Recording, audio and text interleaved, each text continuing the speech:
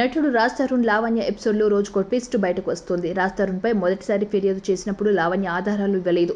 రెండోసారి ఆధారాలు ఇవ్వడంతో నర్సింగి పోలీసులు కేసు నమోదు చేశారు. హీరోయిన్ మాల్వీతో రాజ్ తరుణ్ ఉంటూ తనను మోసం చేశారని లావణ్య ఫిర్యాదులో పేర్కొంది. మరోవైపు మాల్వీ కూడా రాయదుర్గం పోలీసులకు ఫిర్యాదు చేశారు.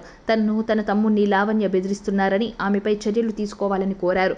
ఇక రాజ్ తరుణ్ 10 ఏళ్లుగా తనతో కాపురం చేస్తున్నట్లు పోలీసులకు ఇచ్చిన ఫిర్యాదులో లావణ్య పేర్కొంది. తనకు కొన్నాళ్ల క్రితం అబార్షన్ చేయించినట్లు చెప్పారు. మాల్వీ వచ్చిన తర్వాత రాజ్ తరుణ్ తనను దూరం పెట్టారని లావణ్య ఆరోపించారు. మాల్వీ కోసం రాజ్ తరుణ్ ముంబై వెళ్లాడని, దీనిని తాను ప్రశ్నించానని, నాటి నుంచి తనను దూరం పెట్టారని ఫిర్యాదులో పేర్కొన్నారు. ఇక రాజ్ తరుణ్ పై 420, 493, 506 కింద కేసులు నమోదైనట్లు తెలుస్తుంది. పోలీసులు వారం రోజుల పాటు పూర్తి స్థాయిలో దర్యాప్తు చేశాక అన్ని ఆధారాలు చూశాకే కేసు నమోదు చేశారని సమాచారం.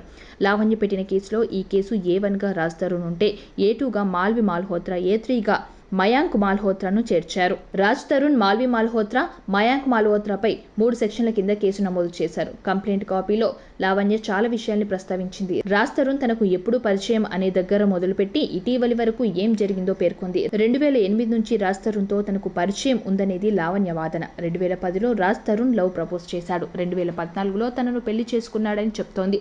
అలాగే రాజ్ తరుణ్కు తాను గతంలో 70 లక్షలు ఇచ్చానంటోంది. 2016లో రాజ్ తరుణ్ వల్ల తాను గర్భవతిని అయ్యానని, అయితే 2వ నెలలో అబార్షన్ చేయించారని లావణ్య పోలీసులకు ఇచ్చిన ఫిర్యాదులో పేర్కొంది. తనను అనవసరంగా డ్రగ్స్ కేసులో రాజ్ తరుణ్, మాల్వీ ఇరికించారని లావణ్య ఆరోపిస్తోంది. తనను మోసం చేసిన రాజ్ తరుణ్ పై కఠిన చర్యలు తీసుకోవాలని ఆమె కోరుతోంది. సబ్స్క్రైబ్ చేయండి. Please do subscribe to. Please like, share and subscribe to top Telugu TV. Top Telugu TV. Top Telugu TV.